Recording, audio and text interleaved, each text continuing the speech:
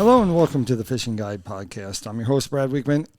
And you know what? We got the Masters. Can I say that? Crappie Masters. Arkansas Crappie Masters. The champions. They'll have to move the trophies so they can see your face after a while. But here, Greg Robinson and Parker Adair, right?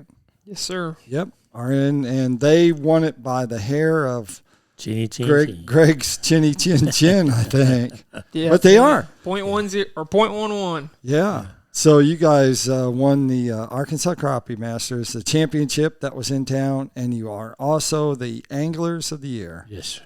So we're going to find out all about that, and let's just start with how'd you two end up fishing together?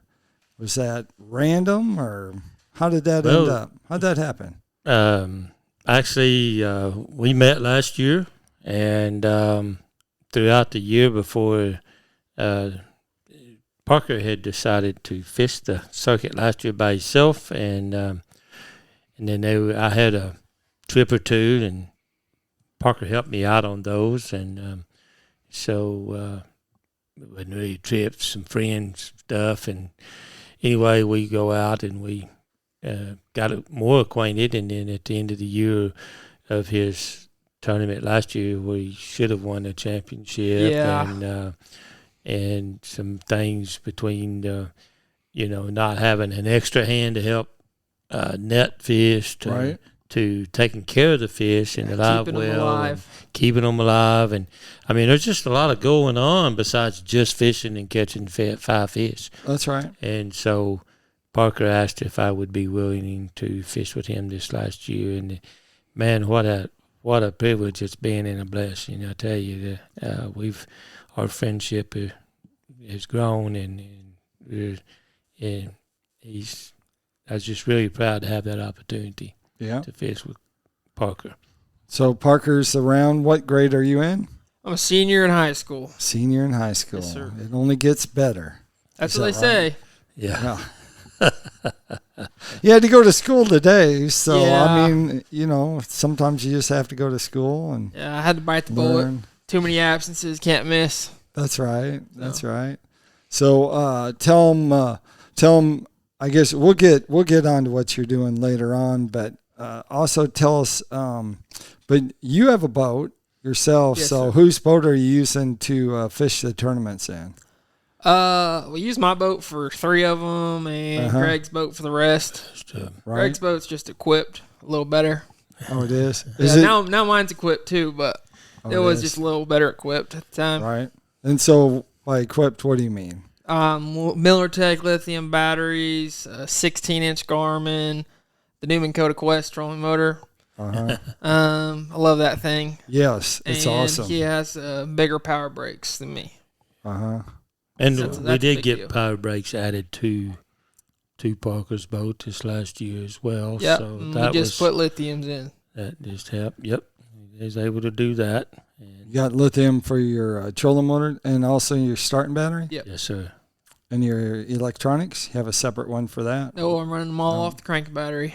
All off cranking battery? Big daddy cranking battery. 135? Yep. Yeah, he's running 135. I'm running a 190. Yeah. That's the big daddy. I got what you have. Yeah, well, That's big enough. Greg's is a little overkill, but it's nice to know your raft's not turning off. Well, the thing 3 of it days. is, too, and we learned, Parker, of course, learned the first year he fished, a lot of people are, We'll put these down so a lot of people people can see. are adding these, they're taking an ice chest, and then they Right. put a bubbler in it, and they're going through a lot of this other stuff. And so what we chose to do is, he's got a little bit different setup than what I got in mind, but I got with that Buds bubblers, Right? and he actually makes a dual bubbler system, and I got 10-inch stones. Wow. Suction cup to the bottom of my live well, and mine wire directly to my cranking battery, and it has a remote that we can turn them on. We can turn them up and turn them all full. We run ours wide open, both of them, and then we got a remote that will turn them on and off, so we don't have to go back and clip onto a battery and all that. But we also don't have to worry about keeping another battery to hook up to the.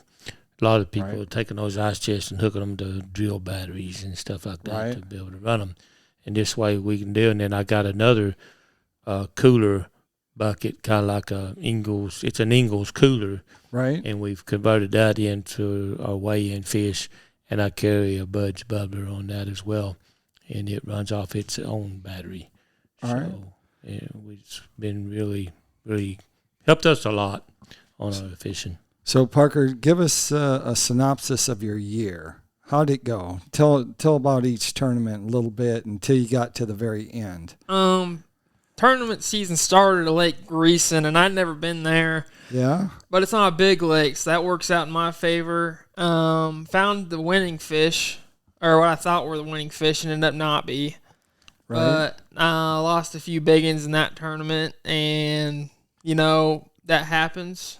I was in the area where the big fish was caught at the tournament, and that best average bag came.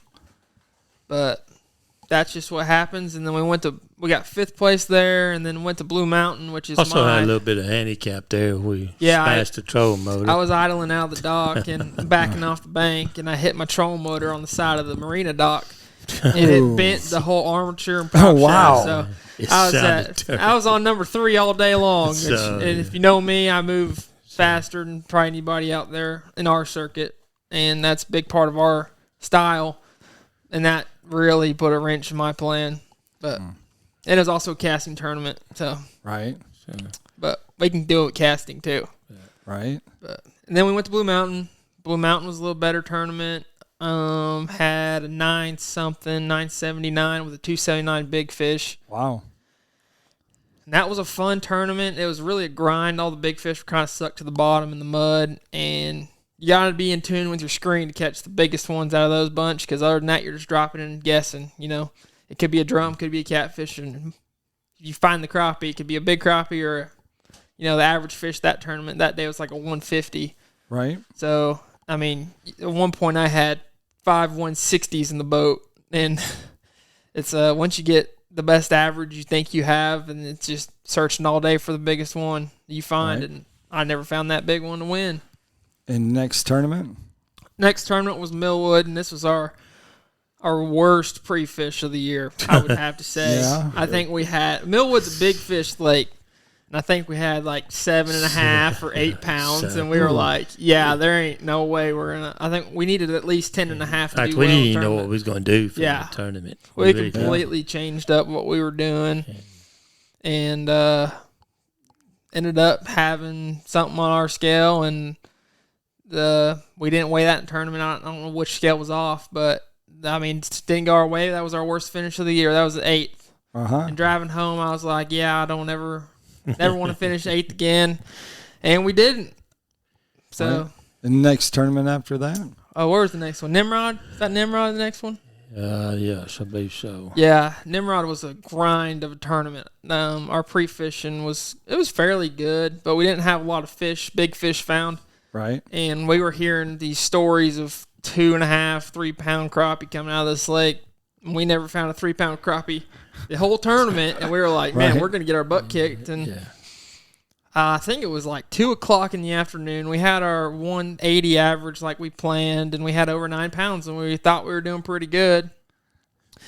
And we're running around, burning too much gas in this lake the size of Hickory Creek.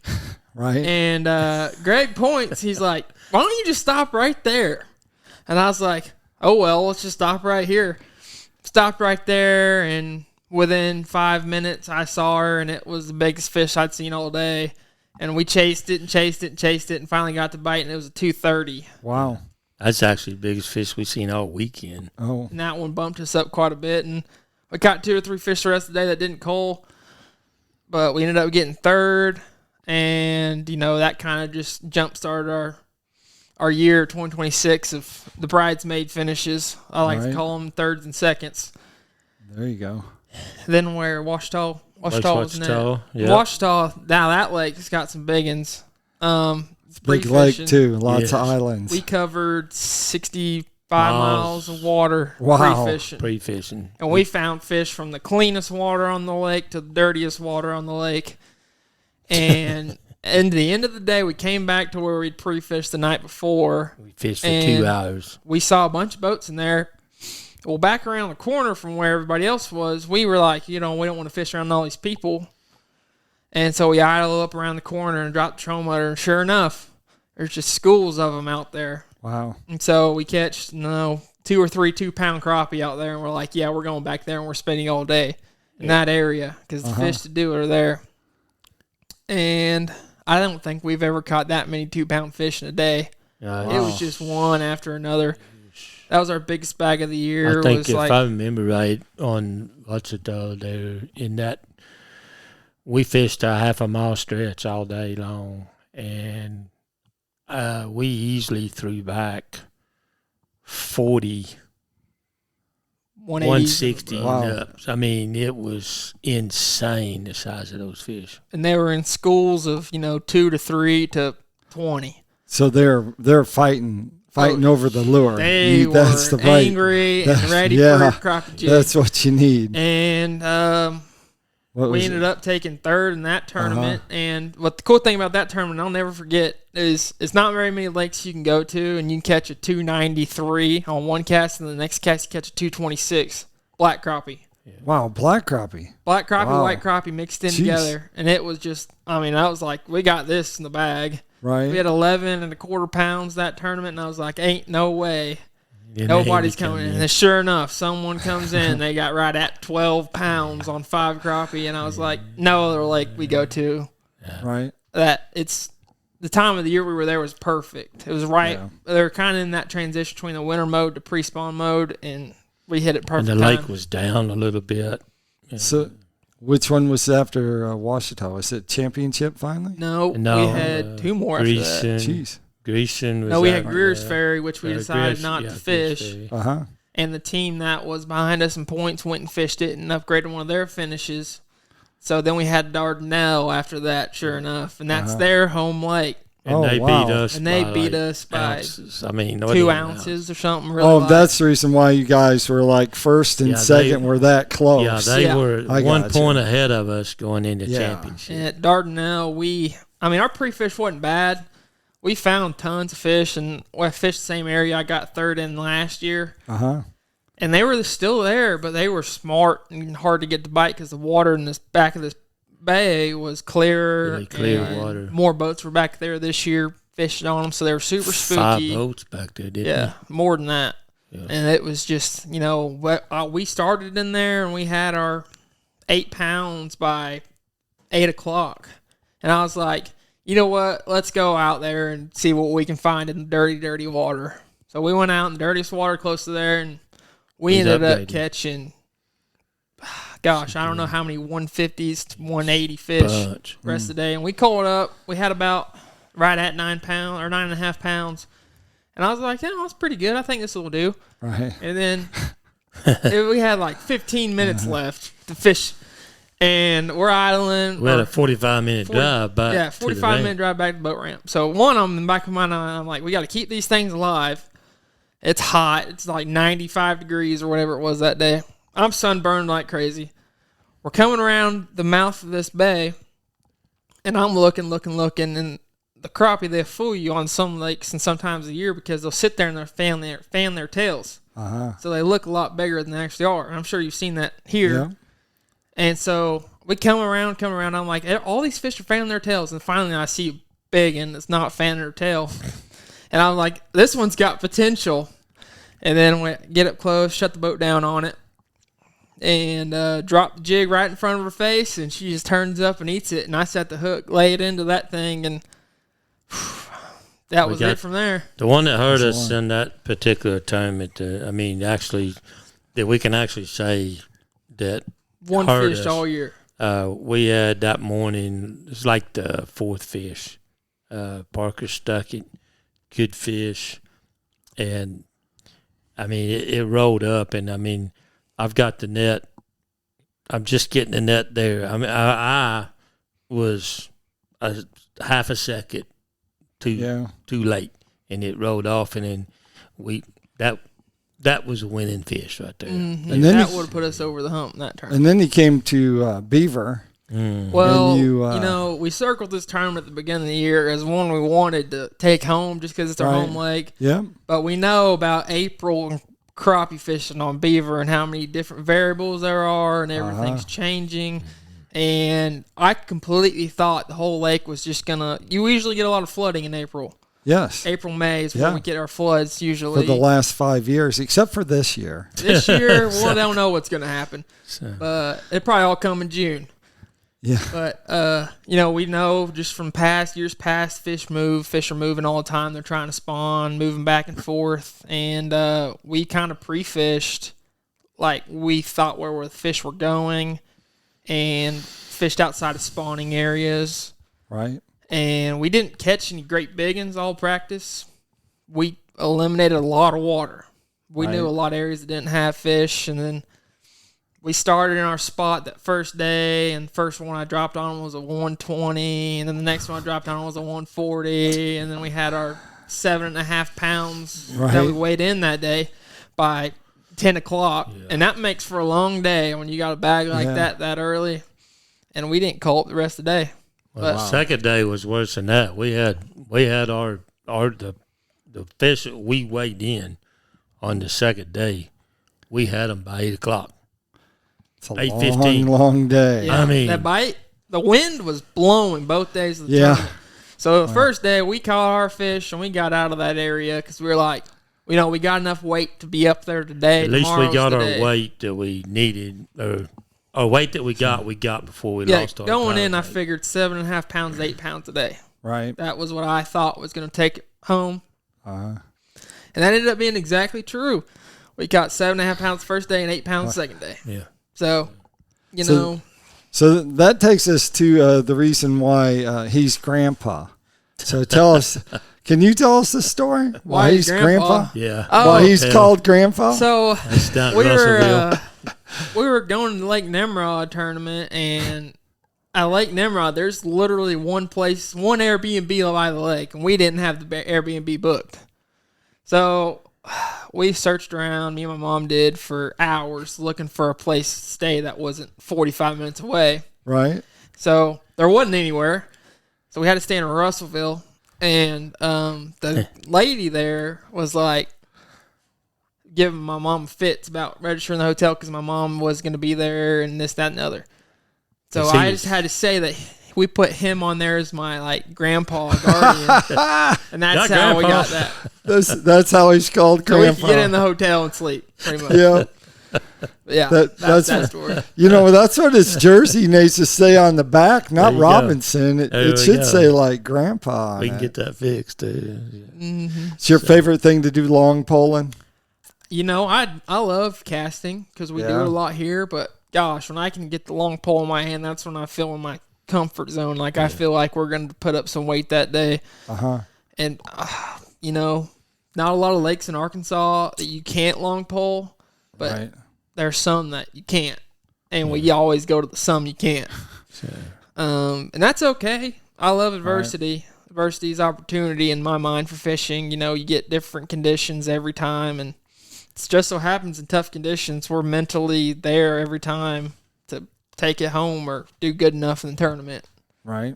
And that's a big deal when it's really windy, when it's cold, you can't feel your feet, can't feel your fingers. Exactly. He's dipping his hand in the live. I feel bad for him. He's dipping his hand in the live well in 42-degree water. He's training himself when he goes out with Lance. In a minnow bucket, you just stick your hands in a minnow bucket. He makes Lance get his minnows, but he'll call a fish in 42-degree water. That's pretty impressive. And, gosh. But, when that happens, you got to stay locked in on what you're looking at. And, that's it. You're going to get your licks at the fish you need, most likely. There are times you don't.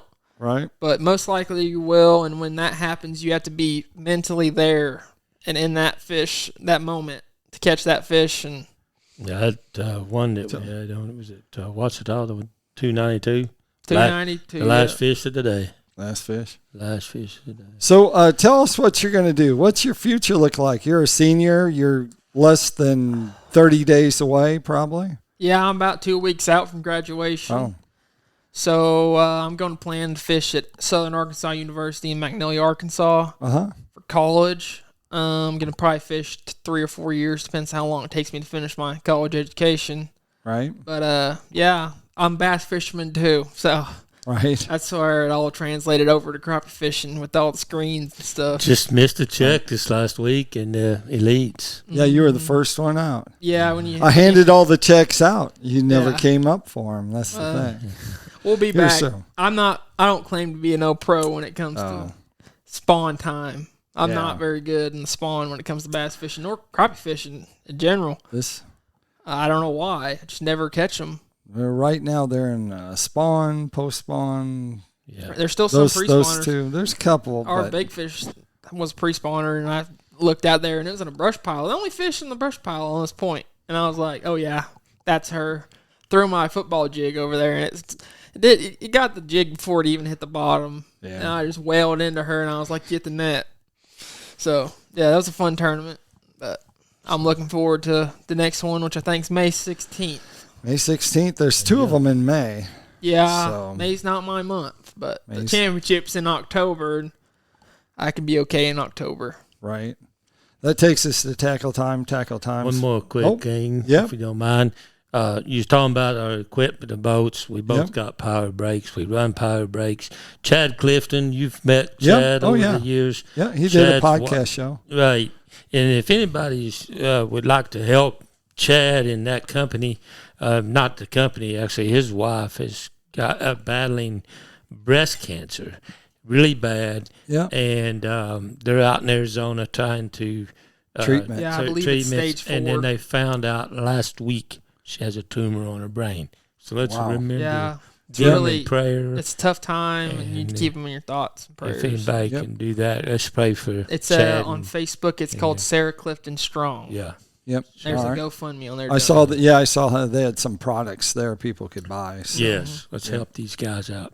All right. That takes us to Tackle Time. Tackle Time sponsored by PICO Lures. PICO Lures, of course, has a complete line of hard and soft baits. Anything that you're trying to catch on Beaver Lake or any lake that you live on, everything from bass to crappie to, gosh, I don't know, everything. Walleyes, you name it, you can catch them on those. Check them out at picolures.com. Also, B&M Poles. So B&M Poles is a sponsor of Greg. Mm-hmm. Not you yet, but maybe no, never going to be me. Never going to be you. But anyway. He uses crappie net. Yeah. Yes. So you can check out B&M Poles. Of course, they have a complete line of rods for crappie fishing, long poles, casting, or catfishing. They have so many catfish rods. It's crazy. So you can check them out at bnmpole.com. If they want to find out more about you, Greg, where would they go?